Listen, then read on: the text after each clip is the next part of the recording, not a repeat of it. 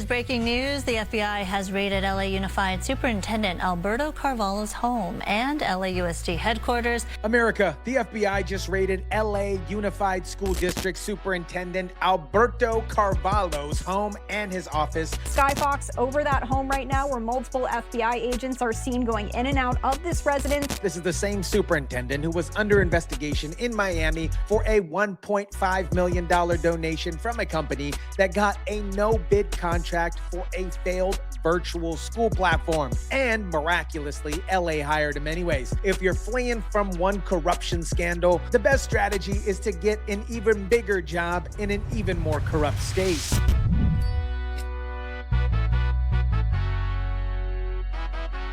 What is up, guys? Tyson DeLaCruz here. Thank you so much for rocking with me. Let me show you how Alberto Carvalho brought his corruption playbook from Miami to Los Angeles and how the FBI is finally catching up with this guy. Let me start with what happened this morning, because the FBI just doesn't show up with the search warrant evidence boxes for parking tickets. Federal authorities are descending upon multiple Los Angeles locations this morning, as you can see there, executing search warrants at both the primary administrative offices of the nation's second largest school district. Multiple locations, coordinated timing, search warrants that were sealed until execution. This wasn't a fishing expedition here. This is the end of a long investigation. You don't get federal judges to sign off raiding the second largest school district headquarters unless you've already built a case here. And watch what the FBI took. Not just documents, suitcases, multiple boxes. They spent hours inside both his home and the office. It's not just gathering information here,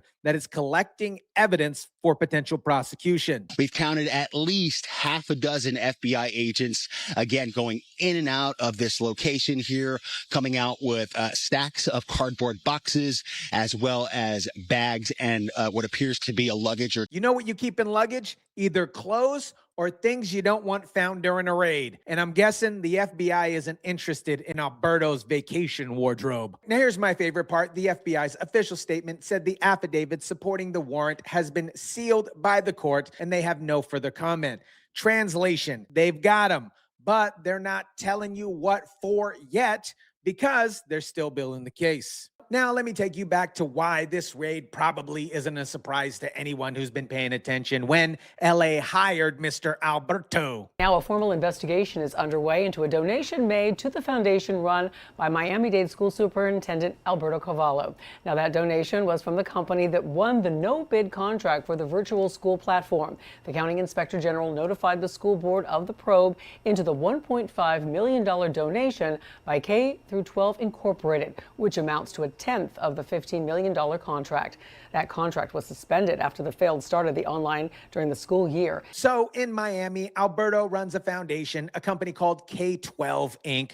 donates $1.5 million to his foundation, the same company that happens to get $15 million no-bid contract for a virtual school platform. That platform failed spectacularly. The contract obviously gets suspended, and the Inspector General opens up an investigation into whether that $1.5 million donation was totally legal and definitely not a bribe. Let me do the math for you real quick. $1.5 million is exactly 10% of the $15 million contract. That is not a donation. That is a commission. K-12 sent a district-wide email message saying it was an incentive for teachers who completed tasks on the online system by a certain date. Carvalho said he didn't see it that way. Having been unaware of that language and certainly not reflective of at least my intent. Oh, okay. So you ran a foundation that accepted $1.5 million from a company that the company had a no-bid contract to, but you just didn't know the details of that no-bid contract and what that company was actually doing. That, my friends, is not incompetence. That is a script. That is commission. That's what you say when you're building plausible deniability. And the beautiful irony, the donation was made September 8th. The very next day, the school board voted into the overnight hours and got rid of the K-12 platform. But Alberto's foundation kept the money. They were going to give teachers $100 gift cards with it. How generous here. Now here's where the story goes from corrupt superintendent to California doesn't care about corruption. Carvalho, we can tell you that he is the the current superintendent of LA Unified School District, the second largest public school system in the U.S., serving more than 500,000 students across the county. And he was unanimously selected by the LAUSD Board of Education back in February of 2022. You know what happened in February 2022? The Miami Inspector General's investigation into Alberto's foundation was still active. The K-12 donation scandal was public knowledge. Every member of the LA school board knew about it, and they still voted unanimously to hire him. You know why? Because California doesn't view corruption as disqualifying. They view it as evidence. If you can successfully navigate pay-to-play scandals in Miami, you're qualified to run schools in LA. Those gray clouds could mean a lot of things to a lot of people. I interpreted them as clouds of injustice, clouds of fear, of intimidation. Clouds that seek to scare the best of us into dark corners. And this is what Alberto spent his time doing in LA, giving dramatic press conferences about the clouds of justice and protecting our kids from ICE, not from fraud, not from corruption, not from superintendents who take million-dollar donations from contractors, but from federal immigration enforcement. And you know what real clouds of justice look like, Mr. Alberto? FBI agents carrying out boxes from your house. Before we get into California's fraud investigation, let me sprinkle in a little context about the state Alberto chose to flee to. This FBI raid just comes days after Governor Gavin Newsom, Alberto's biggest offender and sanctuary city policy companion, was caught on camera suggesting that Black people are illiterate. That is not a joke. That's what Gavin Newsom did. I got a 960. I got a 960 SAT. I don't know what my birth certificate is. This is what he said. I'm like you. I'm no better than you. You know, I'm a 960 SAT guy. You know, back before the war broke out, I was a saucier in San Antone. I bet I could call up some of them greens. Yeah, noodle some crawfish out the patio. I cannot, you've never seen me read a speech because I cannot read. Think about that for a second. The same governor who hired Alberto for his Miami corruption scandal thinks Black Americans can't figure out how to get identification. And the same governor who claims ICE enforcement is racist has no problem with his superintendent taking million-dollar donations from contractors getting no-bid deals. The pattern here is clear. Corruption is fine as long as you have the right politics. You can take bribes, fail at your job. California Democrats will protect you to the very end. That is, until the FBI shows up, because apparently federal prosecutors didn't get Newsom's memo about protecting corrupt superintendents. Now, let me show you why this raid matters beyond just Alberto, because California is about to have a very, very bad year. Minnesota, where members of the Somali community have pillaged an estimated $19 billion from the American taxpayer. Oh, we have all the information. And in actuality, the number is much higher than that. And California, Massachusetts, Maine, and many other states are even worse. This is the kind of corruption that shreds the fabric of a nation, and we are working on it like you wouldn't believe. Trump announced during his State of the Union that California's fraud is worse than Minnesota's. Let that sink in. Minnesota lost an estimated $19 billion in fraud. Trump says California is even worse, and we've discussed it on this channel. And now the FBI is raiding the superintendent of the second largest district in America. They're raiding his office. They're raiding his house. You think that's the only raid coming?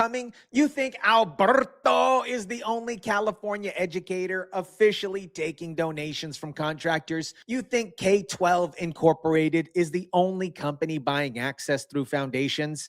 Think again. We have no confirmed information at this time that he's been charged with any crime. We've not received official statements from his office or the LAUSD board, and we're still looking for comment from the FBI Los Angeles field office, LAUSD, and Carvalho's representatives. Notice who's not commenting. The FBI, Alberto, Los Angeles Unified School District, the LA School Board of Education that unanimously hired him. Complete radio silence, because when federal investigators are executing search warrants, your lawyer tells you to shut up until your PR team realizes that there's no spin in FBI raids. And somewhere in Sacramento, Gavin Newsom is calculating how far he can get away from Alberto before the indictments drop. Because defending a superintendent who took $1 million donation is fine when you're just an inspector general in Florida. It's a different story when the FBI is carrying evidence out of his house in California. The FBI and Department of Justice both confirming that agents are serving court-authorized warrants at Carvalho's office at LAUSD headquarters in downtown Los Angeles and his home there in San Pedro. When the FBI raids both your home and your office in the same day, they're looking for evidence that you might have tried to keep separate. We're talking about financial records in your home, correspondence at your office, communications you might have thought were quote unquote private. The boxes they carried out probably contain records of donations of his various foundations, allegedly, correspondence with contractors and vendors, financial statements showing where the foundation money actually went, communications proving that something else is going on. Again, this is all speculatory. And you want to know what else? They probably found evidence of similar schemes in LA, because if Alberto ran this same playbook successfully in Miami, you think he stopped when he went to California, the state with the biggest education budget in America? We welcome the Office of the Inspector General's review of a contribution for the direct and sole benefit of teachers whose hard work and dedication during these trying times could not be ignored. We have complete confidence in the OIG's leadership and objectivity and will fully cooperate in this manner. Remember when Alberto's foundation said they'd fully cooperate with the Miami investigation, and then Alberto left Miami for LA? That's what full cooperation looks like in government corruption. You cooperate right up until you flee the jurisdiction. Except this time, the FBI doesn't care what jurisdiction you're in. They'll just raid your new house too. America, Alberto took a $1.5 million donation from K-12 Inc. in Miami. The company got $15 million no-bid contracts. The platform failed miserably. The inspector general investigated, and LA hired him anyway with a unanimous vote because corruption isn't disqualifying in California. It is a resume builder. Now the FBI is executing search warrants at his home and his office, carrying out boxes of evidence, and California is realizing that Trump wasn't joking about the fraud investigations. This isn't about one corrupt superintendent, although we've seen many of those. This is about a state that rewards corruption, protects fraudsters, and hires people fleeing investigations from other states. Governor Gavin Newsom can give all the press conferences he wants about protecting our kids while calling black people illiterate and defending sanctuary policies. But when the FBI shows up with search warrants, your politics don't protect you anymore. Your cloud of injustice speeches don't matter when agents are photographing your financial records. The raid on Alberto isn't the end of California's fraud reckoning. It is the absolute beginning. Every superintendent who took donations from contractors, every foundation that laundered kickbacks, every school board that approved no-bid contracts and wondered if they're next. And somewhere in LA, a school board that voted unanimously to hire a superintendent under investigation is practicing their "we had no idea" statements. The FBI brought luggage out of his house, and you know what you pack in luggage, Alberto? Evidence of corruption that you thought you left in Miami. An bonito, ami. Let me know what you think about this. Drop it down in the comments section down below. Smash the like button if you kindly would. Share, subscribe, and as always, guys, I'll catch you on the next one.